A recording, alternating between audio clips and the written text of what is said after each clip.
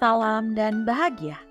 Kali ini saya akan memaparkan mengenai demonstrasi kontekstual penerapan segitiga restitusi pada modul 1.4 mengenai budaya positif.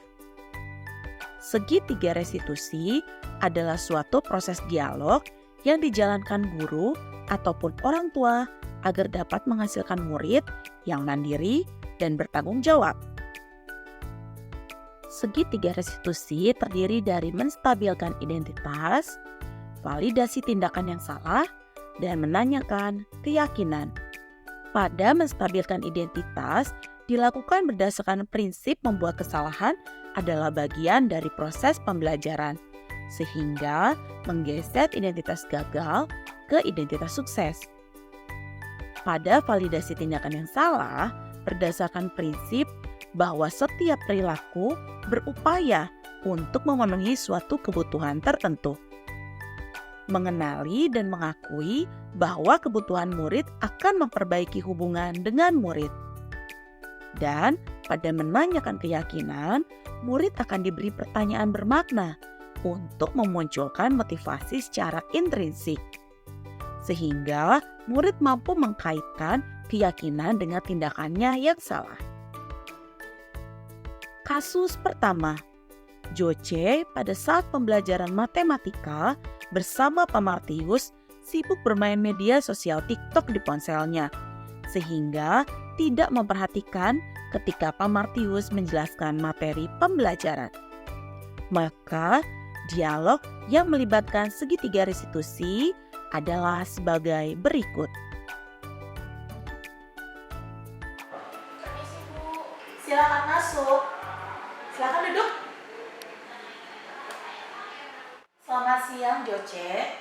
Joce, Ibu mendapat informasi dari ketua kelas bahwa pada saat pembelajaran matematika di kelas Pak Martius, Joce menggunakan HP bukan untuk proses pembelajaran. Apakah benar? Benar, Bu. Apa yang Joce lakukan dengan HP tersebut? Saya melihat media sosial, Bu. Saya melihat TikTok, soalnya saya penasaran. Joce, Ibu sangat memahami bahwa bermain TikTok itu sungguh sangat menyenangkan.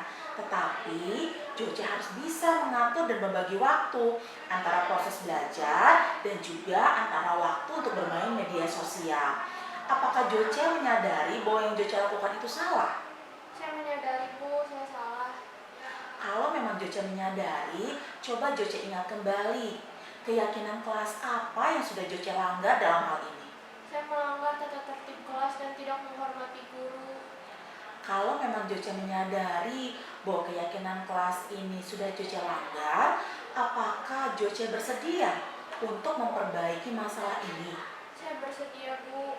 Nah, sekarang kira-kira langkah apa yang bisa Joce lakukan untuk menyelesaikan masalah ini?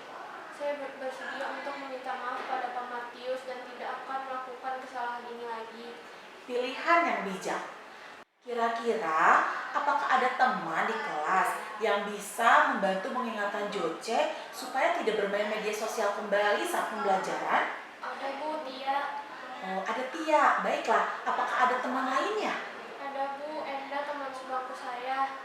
Nah, berarti ada Enda dan ada Tia yang akan mengingatkan Joce. Ibu harap Joce bisa memulai hal ini secepatnya. Kira-kira Joce akan memulainya kapan ya? Saya akan mengusahakan mulai dari hari ini, Bu. Bagus sekali pilihannya. Nah, Ibu berharap lewat masalah ini Joce juga bisa berkembang menjadi pribadi yang jauh lebih baik. Kira-kira apakah ada lagi yang ingin Joce sampaikan? Tidak ada, Bu. Kalau tidak ada, kalau begitu Joce boleh kembali ke kelas dan bisa melanjutkan pembelajaran. Terima kasih, Bu. Kasus kedua, Joce tidak terima pekerjaannya sering dicontek oleh temannya dan sampai menyebabkan buku catatan miliknya sobek. Hal ini menyebabkan Joce sangat marah dan berkata kasar karena tidak bisa menahan emosinya. Maka, dialog yang melibatkan segitiga restitusi adalah sebagai berikut. Permisi, Bu. Silakan masuk. Silakan duduk.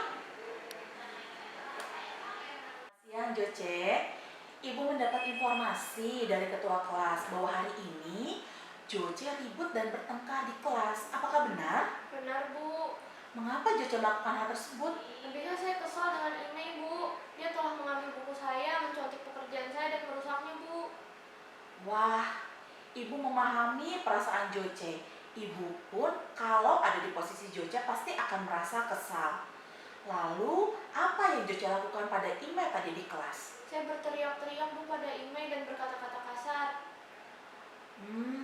Nah, coba sekarang ibu bertanya pada Joce. Apakah yang dilakukan Joce pada Imei dengan berteriak-teriak dan berkata kasar sesuai dengan keyakinan kelas kita? Tidak, Bu. Apakah Joce menyadari bahwa hal tersebut salah? Saya menyadarinya, Bu. Kalau begitu, coba ibu ingin bertanya kembali. Apakah Joce ingin menyelesaikan masalah ini? Saya mau, Bu. Nah, coba sekarang Joce dapat berpikir, kira-kira langkah apa yang bisa Joce ambil supaya menyelesaikan masalah ini? Saya akan memaafkan Imei dan memperbalikan pertemanan kami lagi. Baik sekali. Apakah ada hal lainnya yang bisa Joce lakukan? Saya juga akan melapor kepada guru mapel jika Imei ingin mencontek pekerjaan saya lagi, Bu. Baik, mungkin coba. Apakah ada cara lain lagi yang bisa Joce lakukan sebagai langkah menyelesaikan masalah?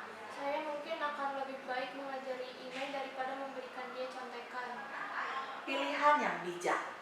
Nah, ibu berharap Joce bisa melakukan pertemanan kembali dengan Imei. Kira-kira Joce akan melakukan langkah ini mulai kapan? Saya usahakan mulai hari ini, Bu. Wah, luar biasa.